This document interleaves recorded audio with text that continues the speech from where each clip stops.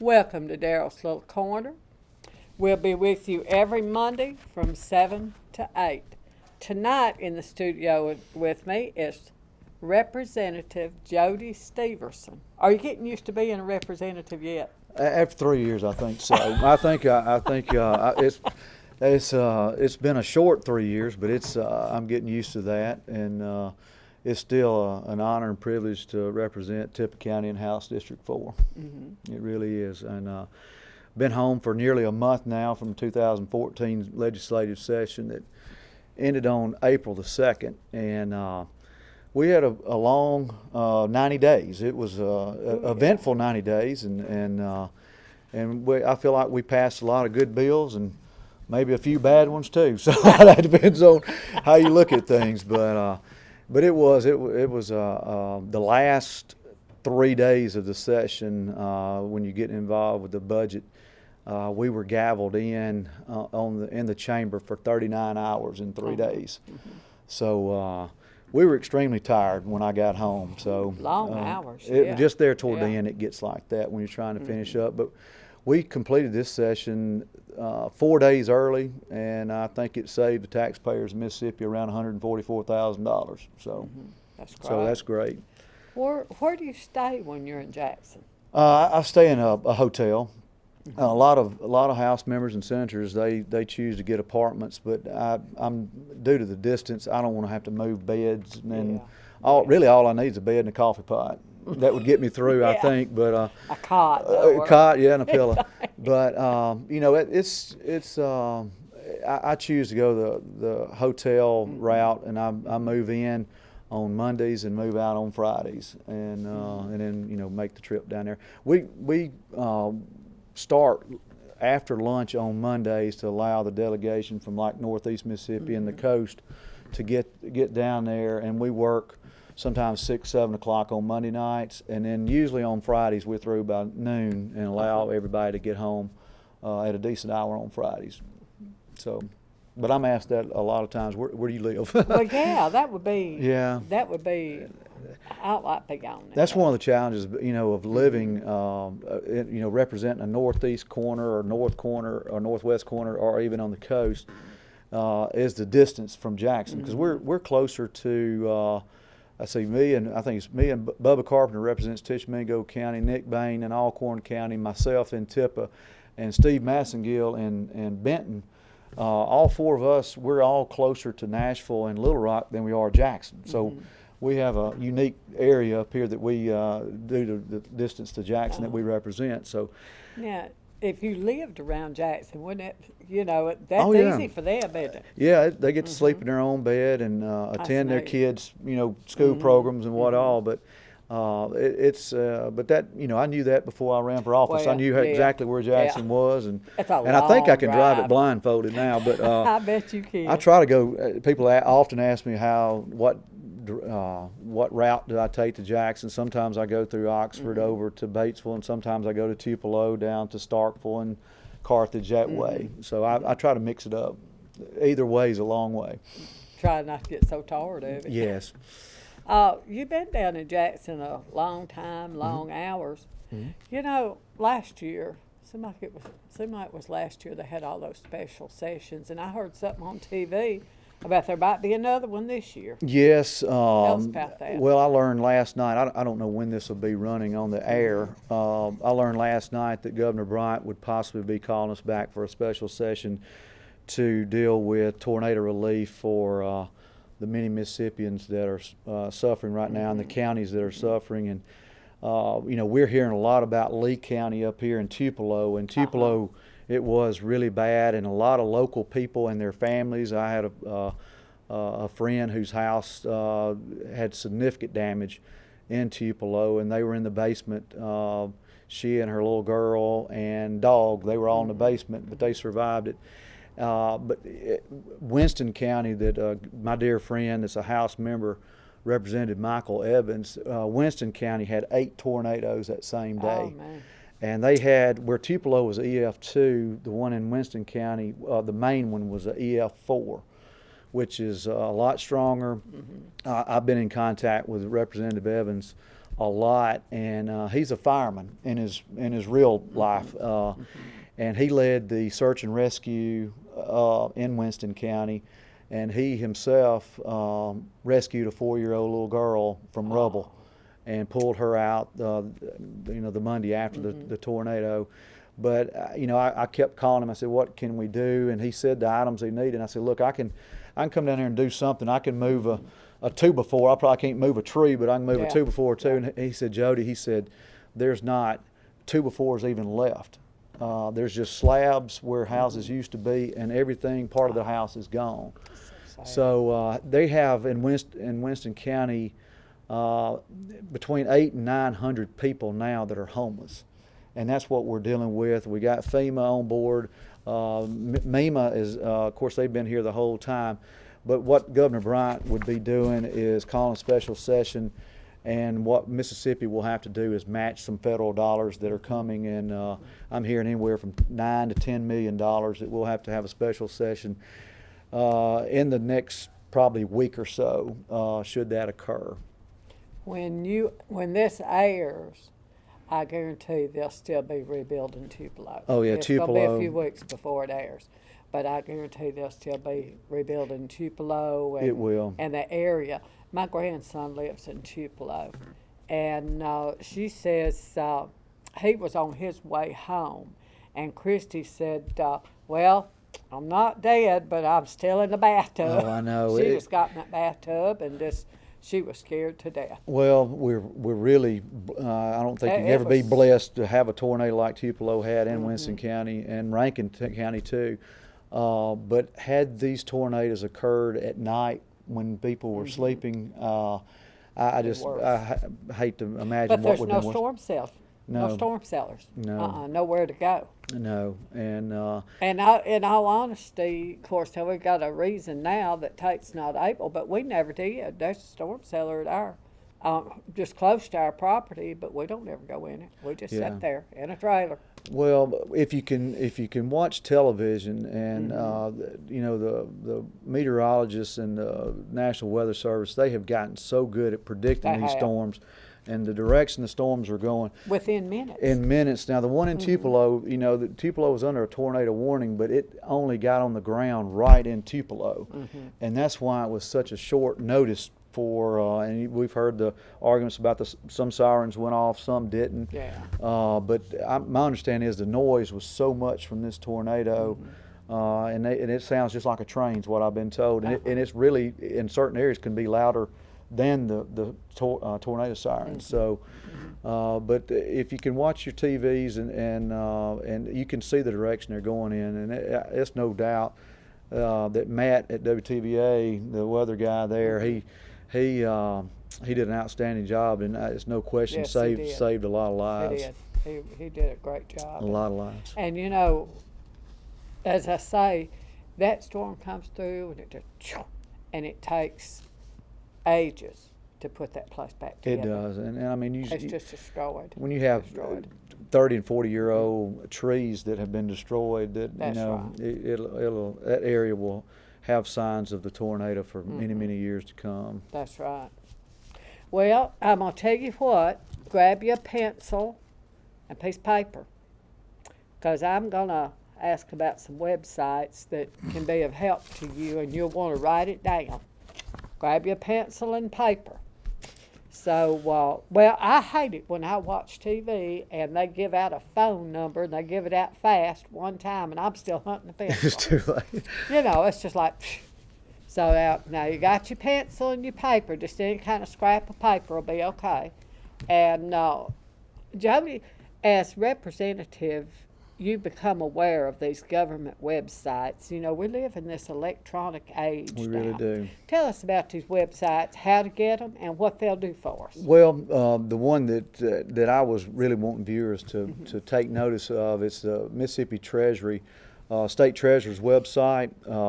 Lynn Fitch is our state treasurer. She's originally from over around Marshall County.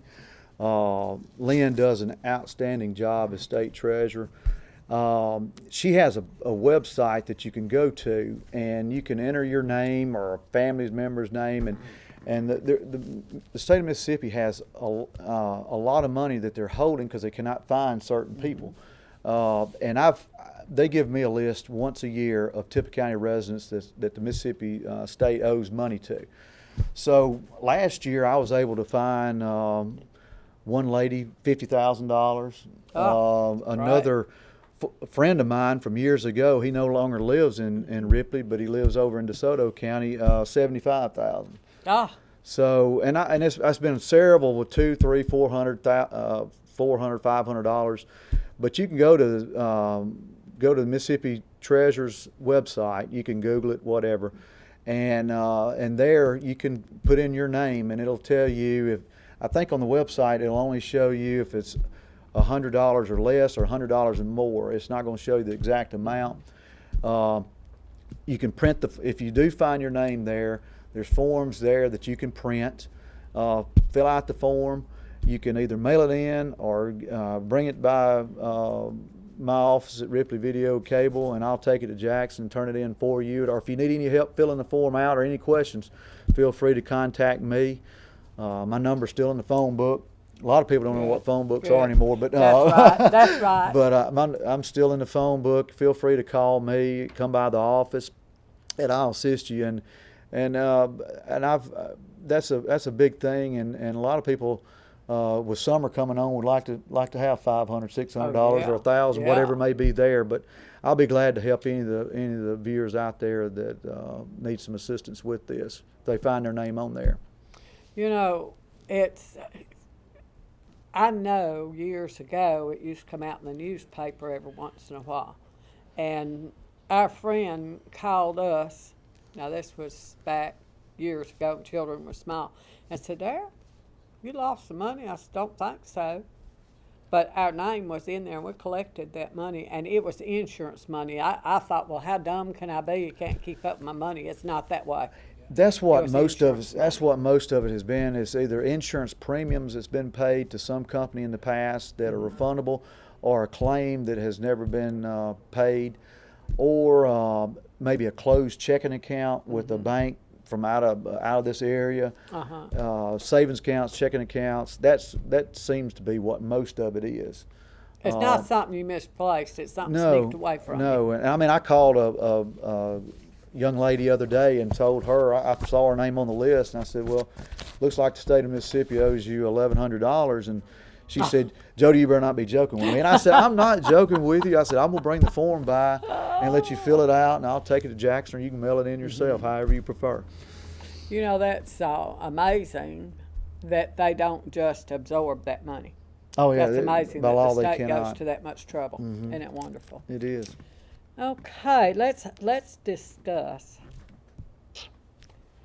public safety and the changes to the judicial system that were decided this time.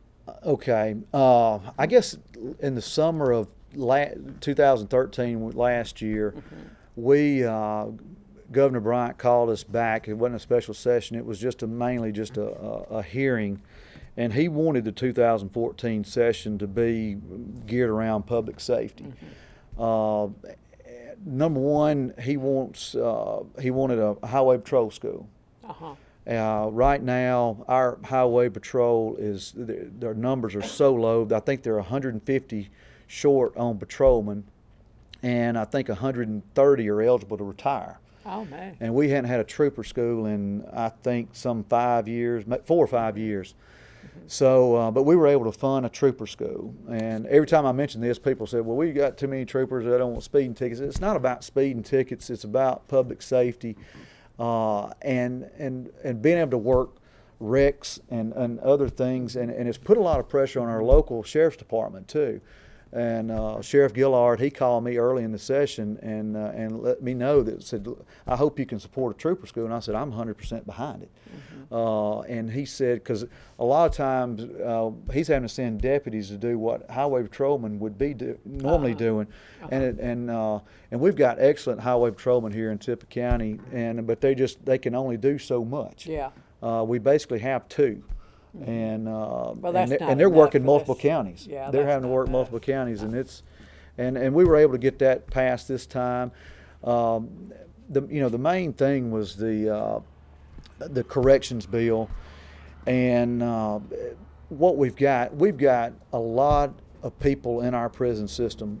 90% of them deserve to be there, but 10% of them are nonviolent offenders that are, they're in our prison system, and we as taxpayers, we're having to pay for their meals, pay for their health care, everything involved with keeping them there.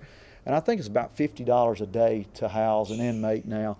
So what he wanted to do is get a lot of these nonviolent offenders back at home. They're going to be coming home and being under house arrest with a GPS thing, some of them.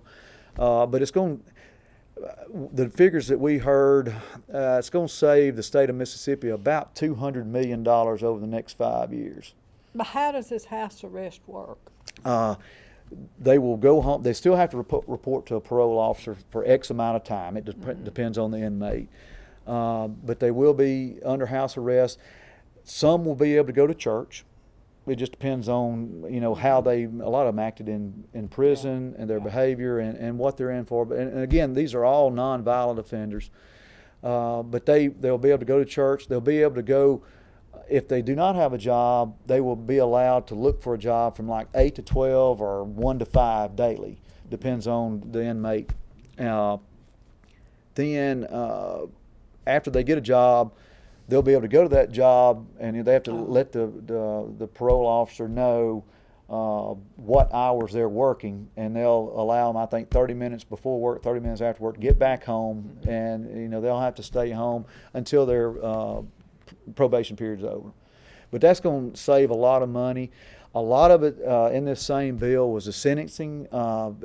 Some areas of the state, a person would get caught with a minimum amount of drugs, and they would get a slap on the wrist in one part of the state, and in another part of the state they'd end up going to Parchman for 5 years.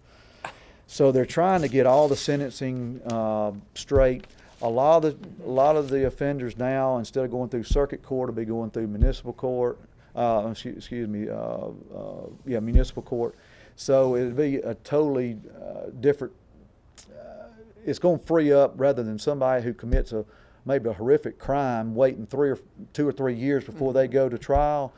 Circuit clerk, they'll be going through a lot faster and then pushing a lot of things down to the lesser courts. Okay, what's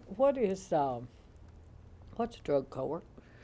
Drug court, we sent some more money toward drug court. And but what is it? Drug court is of course, it's going to be up to the judge, and the hearings that I've been a part of in Jackson dealing with the drug court is that once this individual is sentenced to drug court, it lasts for several years, 4 or 5 years, I believe.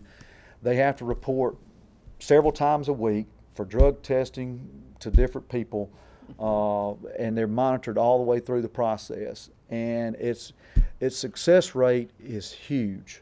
These people have to have a job. These offenders have to have a job, and it's been very successful. And it saves taxpayers a tremendous amount of money every year, because it's keeping a lot of people out of the prison system. And I have a couple of people that I'm acquainted with that are currently in the drug court system, and they tell me how hard it is.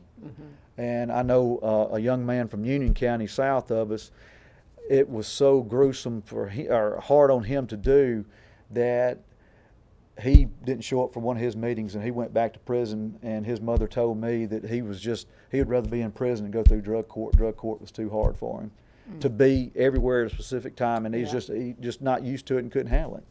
So he's back in the prison system. And this drug court thing, they have to have a job. They have to have a job. Okay. Who's going to hire them? Well, that's do they have success at getting? Because I don't know if I'd hire somebody that I knew used drugs. I got my doubts. I would think some would. That would probably be a question for one of the one of the judges. But I know the judges make sure they have access to a job or guaranteed a job before they're put in a drug court. They don't just say, okay, we're going to put you in drug court, maybe you can find a job. The job is already set up before they enter the drug court system. I'd be afraid that they leave some there, and I'd get the blame of it. And I probably wouldn't hire 'em. Yeah. Well, I mean, well, I mean, it is, and life's tough, and that's a it fact. is, and if everybody deserves a second chance, maybe not a third, but They and this is what. Oh, I believe in second No, chance. I do. Oh, yeah. But like I said, it's going to save. But I ain't giving them no chance to put drugs on my place. No, and, no, I just, you think about it. Yeah. If you own the place, then they find drugs there, you're responsible for them. And Yeah. I'm just like, oh. Well, I forget know that. if they find drugs on a person in the drug court, he's he's going back to the prison system. He'll be If you find it on my place, somebody planned it, I guarantee you. even It ain't mine. even And if it it's. sure not takes. I think they take a drug test once a week or twice a week. But that's a fear in this day and age. Now, many years ago, my first husband, he would drive to Masterville, and he'd park the car on that little tree because we didn't have an air conditioner. He left the windows down because it was so hot when you get back in. And I was cleaning up that car one day, and I found this little baggie. Just a little plastic bag, and I didn't know what it was. It looked like a bunch of mashed up leaves off a tree to me, and it had stick in it. And I was working in the beauty shop for the mayor's wife. Van Malone was mayor at that time. And I put that stuff in my purse. Oh, dear. Dumb. Well, I didn't know what it was. And I carried it to work with me. And I went in Van's office quick as I got there. And I said, Van, you wouldn't get me in any trouble, would you? He said, not if I could help it. I took down my purse and I handed it to him. But, I thought years later, what if I'd got stopped on the way for running a stop sign or something? Yeah. Well, I gave it to him. And he said, well, I'll have it tested. Well, a week or two, he come through there, and he said, Daryl, you could have made some money. I said, no, I could have looked good in stripes. I mean, forget that. Yeah. But I really handled that wrong because I put it in my purse. True. Well, what do you do with it what do you do if you find it? If you find it, I'd take it to. Yeah, but you got to take it. What if you got get I'd stopped take it and on say, the look, way? I have found this. I and guess don't know what you need to do is call them, have them come get it. Have them come yeah, get you it, say, I guess. I can't bring it to you. I've never had just that come out. situation, thank Well, God. well, I sure did do it wrong. I figure somebody was probably about to get caught Yeah. with it, and that window was open, and in there it went. Yes. But that, over the years, I've thought about how dumb could I be. Oh, If I'd have run a stop sign, or I'd been toast. Yes. That's it. What is the crime lab now, and why are we upgrading it? I know they're expanding the crime lab. Unfortunately, it's due to the amount of crime that we have in society now, and it goes across all over the state. What do they do there? I know the crime lab, they do the autopsies, and now they're coming in from all over the state, and I know they have been overwhelmed. The last, I guess, 3 years I've been in office, because I watch the Jackson News when I'm living in Jackson or in Jackson, and there's a lot of crime being committed, and unfortunately a lot of murders, and I know they're expanding that, and they're expanding the number of investigators there, hopefully that they can solve more crimes and bring more people to justice. Okay, but I will make a statement. Okay. I made this statement a few weeks ago on this program, another interview, but I want it understood. It happened to me. My grandchild died. It was SIDS. And someone from the coroner's office stood on the porch and told my son-in-law they were taking the body to the crime lab. We thought they meant the children, they were going to accuse our kids of killing yeah. the child. That's not the way it is. No, this shouldn't have been worded It that was way. it was a I know. nightmare. But that we didn't know what it was. It's a crime. They need to name it something else. Yeah, well, But they take them all. All of the infants that die, and if Any you questionable. die, anything anything that, questionable. if you didn't die at the hospital, more than likely you're going. Yes. That's it. So don't think because they say crime lab, they're going to be out to get you with the blue light. Yes. That's what we thought. Oh, wow. We're just young and dumb. Yeah. I'm telling you. But I did want that stated where someone else would not go through that. Yeah. Okay, let's talk about this school thing. What did y'all decide about the teacher salaries? The teacher pay raise, that was really the big thing leading into this session. The Speaker of the House, Philip Gunn, he had already announced, I think probably last fall, that was going to be his big agenda item for this session. And we had a House bill that he introduced that was about the same money as the Senate bill. We had what some people call hoops in ours that teachers would have to go by, and some of it, to be frankly honest, it was things that teachers cannot do. One take, for instance, would be join a Rotary club, and Rotary meets at lunch in Ripley, and and most teachers I talked to said they would love to have an hour for lunch to go. But that was one of the benchmarks that to get this raise they would have to go through. And well, what would the Rotary Club have to do with being a better teacher? They wanted the teachers to be civically involved. That was in the bill. So, but the House bill failed. Listen, I don't know what's silly, but to me it's the House bill failed, but the Senate bill passed, and it was about as good a bill as we could get passed right now. But I think there's been a misunderstanding here locally is that this teacher pay raise money will be coming from local tax dollars through your property taxes. This pay raise for teachers, the $1,500 that'll start July of this year, and the $1,000 that'll start July 2015, all of it's coming from the state. We appropriated the money this time, $64 million, I believe. That will go toward teachers' pay raises. It's going directly into their check. So, it won't get tied up in some other means somewhere before it gets to their check. So this is strictly coming from the state. It's not coming through your property taxes here locally. I know of some of the teachers are having to buy their craft supplies and stuff out of their pocket. And it's sad.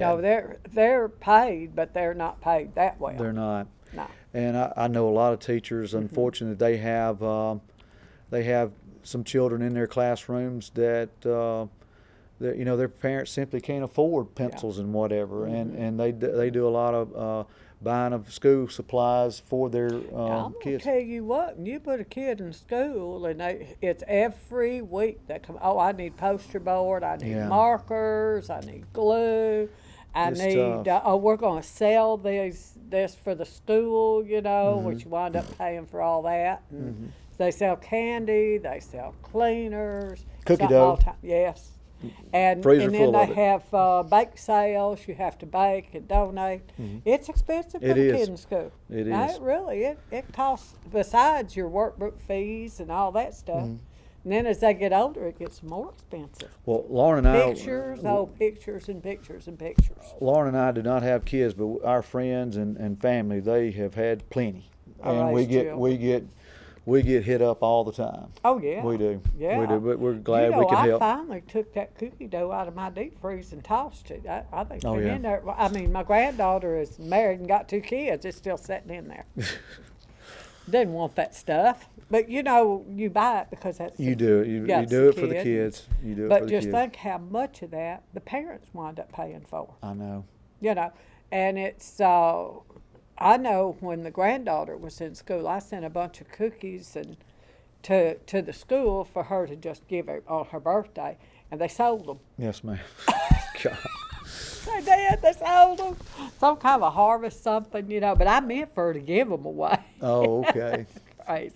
That's good. But this will not won't raise our taxes. No, I was concerned about that. I had several calls back before we even voted on the bill, and this is based on state revenue estimates. So if as far as the state, if we do not continue to grow, our revenue grow, this raise won't come through. But they've got it built in where unless the economy just really tanks again, they will be awarded these raises. That's good. It is. Do we not really just need some more teachers? Well, there's a teacher shortage. That's why we're doing this. Yeah. They have so many students in each class. Well, I don't see how they teach them. And we're having to do this because we're having a lot of Mississippi residents getting educated through our state, through Mississippi State, Ole Miss, Southern Miss, all of our state-supported schools. And they're getting degrees in education, but they're going to Tennessee, Alabama, Louisiana, even Arkansas, because it pays more.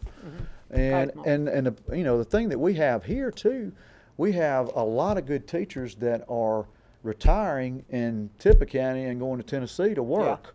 Yeah, I know somebody did that. And that's, I mean, I don't blame them, but that's we want to keep with the teacher shortage. You really don't want to lose teachers no more than you have to. And we have a lot of good teachers that are deserving of this, and I hope we can continue to raise. I can tell you why there's a shortage. I don't have a problem. I know exactly why there's short. I have a grandchild that's going to MUW, and she wants to be a college professor. Okay. And when she turns 98 years old, she might have that debt paid and maybe not. Oh, I know. It is so expensive. Well, we've... Not counting grants and loans and... Now, I'm telling you. It's expensive, and... she's working her way through, and I'm real proud of her. That's good. But she'll be in debt till she dies. But, we addressed the teachers this time. In this session, but our other state employees, a lot of them have not been given raises in 7 or 8 years, right. And we addressed that in this session. I know state employees that make less than $30,000 a year, and it's many of our state employees that work hard, that they will be given a raise this time. If they make less than $30,000, they'll get a $1,000 a year raise, which is not much, but it hopefully it'll help. It will help. Helps. Yeah, it'll help. And we so desperately need these roads. Tell us where we're at about our road. Well, that's a difficulty in it. No, it's not. That I'm asked about that probably more than anything, especially with Highway 15 up here. Right now, the 87 highway project was probably the biggest greatest legislative deal that's been happening since I've been born. We would not have Toyota. We would not have probably Nissan without 78 and 55 but and 45. We'd like to see some jobs in Tippah County. We don't have no road. Well, that's what we've got to get 15 completed. Federal dollars, transportation dollars were cut when the economy went south in 2007. Yeah, it did. Well, now, the 1987 highway project was 18.4 cents a gallon. Well, in 87 we were getting 18.7 cents a gallon when gas was $1 a gallon or whatever. Yeah. Now that it's $3.49 today, we're still getting 18 cents a gallon, and we can't maintain our roads for that. And now cars and vehicles are getting they're getting much better gas mileage, and with electric cars on the road now, they're riding the roads for free. Because they're not putting any gas, and cars getting so much better gas mileage. We really can't afford to maintain our roads. We're hearing, and what we're hoping is that the 2015 session will be this was the public safety session. The next year will be the transportation session, is what we're hoping. And of course, no one wants their taxes to go up, and I don't know what the governor has in plan. I'll pick at your office. I don't know what he's got in plan, but we've got to do something. I mean, we've got 300 bridges in Mississippi that are not up to standard. And we've got school buses going over these bridges every day. We've got many in our county. And we've one county, I think it's I forgot which county it is. There's a bus that drives 30 miles a day, 15 miles going and back, because it can't cross one bridge to get kids out of one area back and forth to school. And I mean, that's what we're dealing with, and it's a serious concern, and it's not just in Tippah County. It's in all 82 counties in Mississippi. It is a big concern. But back to Highway 15. I believe, and I keep hoping that with industry coming in, and we have a lot of industry looking at us right now. You mentioned jobs. We've got Lumiform coming to Walnut. That's going to be probably about 150 jobs that I know the Board of Supervisors just entered into contract for the building of that building. It's going to be a $5 million building. A lot of it state money, a lot of it county money. That's going to be a lot of good paying jobs up in the Walnut area, and we've had several companies here locally looking here locally in the last 2, 3, 4 months. So we've got a lot of people looking, and that would be my concern is if we didn't have anybody looking at us. So so that's and Highway 15 is vital for this, and it is. And Mississippi Department of Transportation, kept telling me get the utilities moved. Tip Electric, they have moved the utilities. They have moved the utilities. Ripley Cable, we've moved most of our utilities.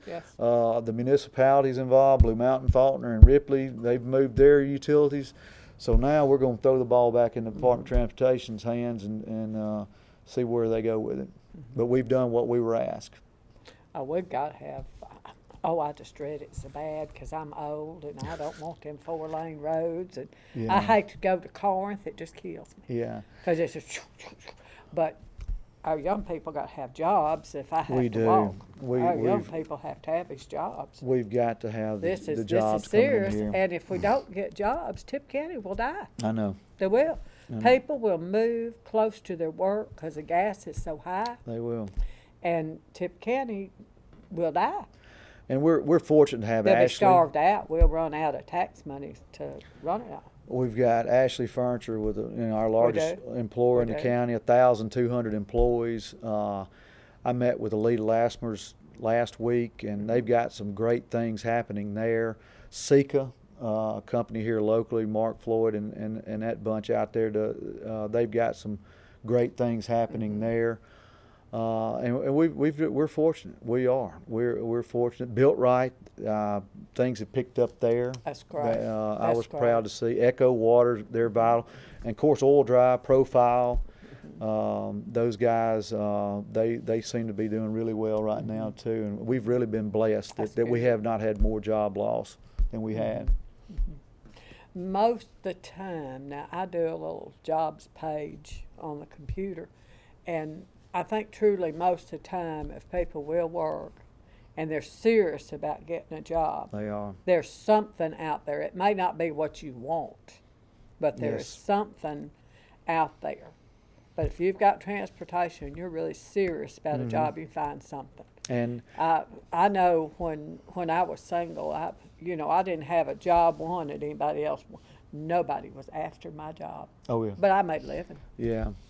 That's the difference. And a lot of the companies I mentioned just then, most of them are hiring. Now some may not be, but I know for a fact several they're hiring, and there's several others that are hiring, and hopefully one that I mentioned may be hiring several here in the very near future. And now I tell you what, don't wait till it's advertised, because then everybody's over there.